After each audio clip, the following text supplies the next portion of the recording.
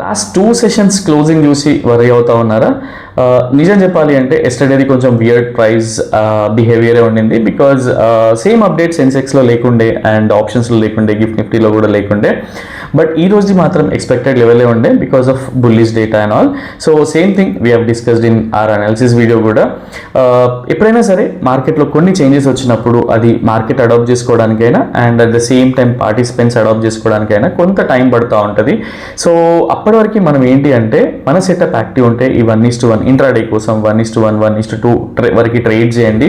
And రెగ్యులర్గా మనం చేసేదే 3 PM తర్వాత ట్రేడ్ చేయకుండా ఉంటే సరిపోతుంది. సో ఈ 3 PM వరకు మనకు ప్రాఫిట్లో ఉన్న లాస్లో ఉన్న యాక్సెప్ట్ చేయగలగాలి.